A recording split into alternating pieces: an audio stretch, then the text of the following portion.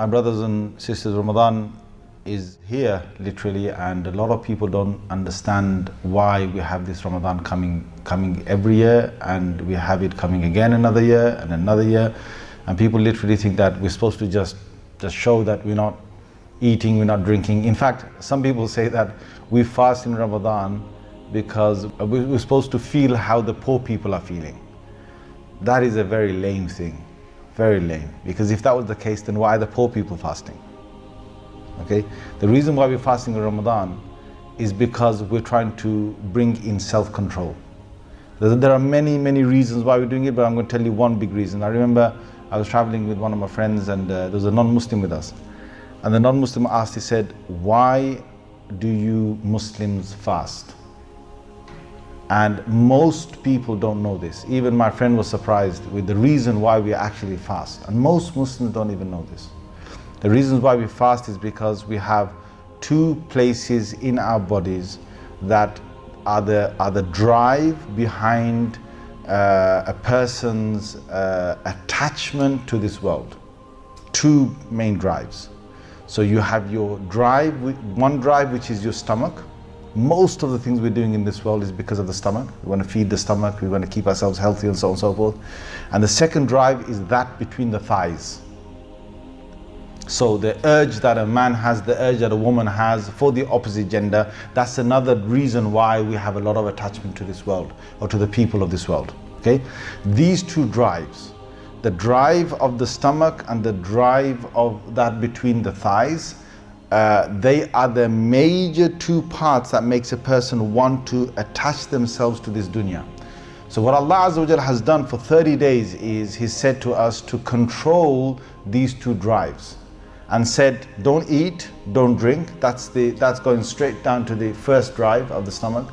And then Allah Azza wa Jalla says, don't have any sort of mutual relationship with your wife or with your husband during the whole of Ramadan. Why do you think that is?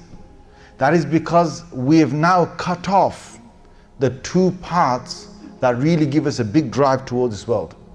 And then after that, Allah says, now you're going to attach yourself to the akhirah, attach yourself to Allah Azza wa Jal through a lot of through contemplation, through recitation, through doing dhikr, by doing dua, by reading the Quran extra.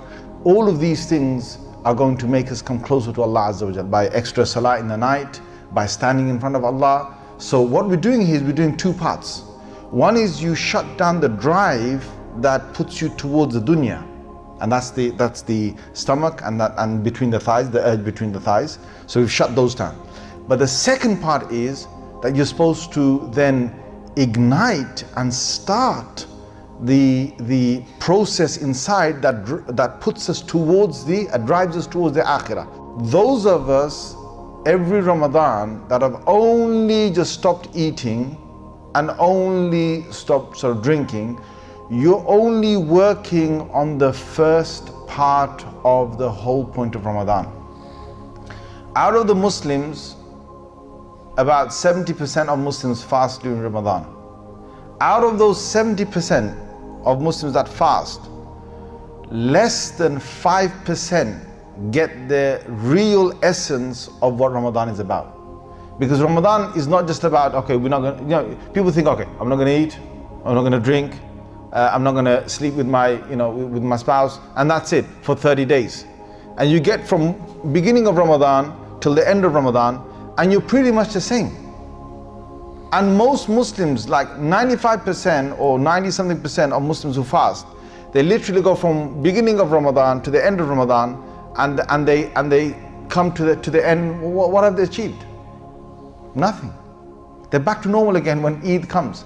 And the reason why that is because they're not doing the second part, which is to put the drive in towards the akhirah, doing those extra, putting their minds towards Allah, doing your dhikr, doing your tilawah, with the part that you've done in terms of, closing the other drive.